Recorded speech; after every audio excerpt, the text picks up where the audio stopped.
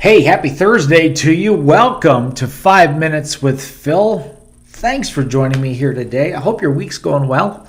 And I pray that once again today we will look at God's Word together and we'll really be blessed by that. I want to challenge you today with probably what I consider some great words that Paul gives us in Philippians chapter 4, verse 8, about what I consider the biggest battlefield for any of us. And when we talk about spiritual battlefields, we might think that certain places that we go might be very difficult for us, or maybe a computer screen could be a huge battlefield for us to consider, or something along those lines. And in all reality, I am convinced more than ever that the greatest battlefield that any of us will ever fight spiritual battles in is in the mind. It's in the mind. I think the thoughts that we camp out on eventually become beliefs, and then those beliefs then become actions.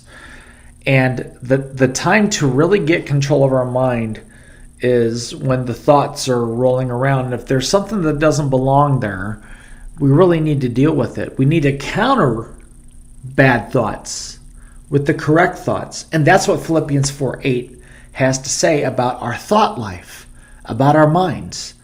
Read this with me. Well, yeah, this is in the New Living Translation, so it might be a little bit different than what some of you are used to, if you're familiar with this verse at all. But regardless, look at this. It says, "And now, dear brothers and sisters, one final thing. Fix your thoughts on what is true and honorable and right and pure and lovely and admirable. Think about things that are excellent and worthy of praise."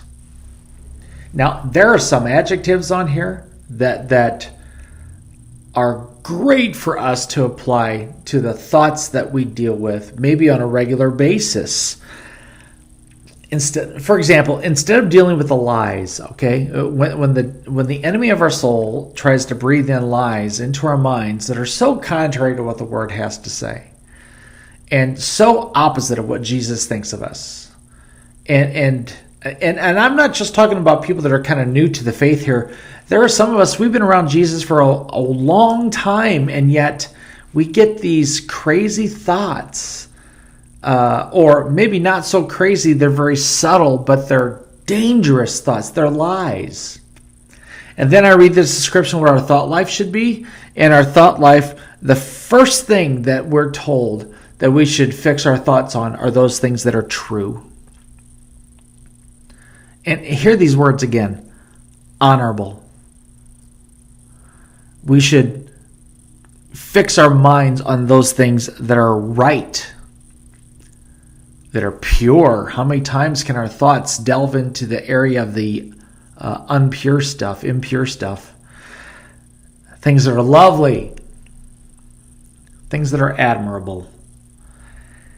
Think about things that are excellent and worthy of praise. You see, I think where we can get way down and really defeated in our relationship with Jesus is camping out mentally on things that are not true, but they're false.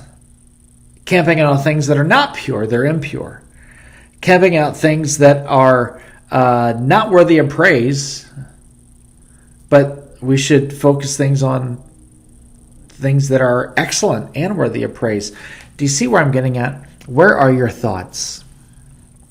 Do we tend to think the worst? And do we tend to camp out on the worst scenarios that we could possibly camp out on? Well, this person says this, and so I'm just going to camp out on that. This person probably hates me, and so I'm going to think on that.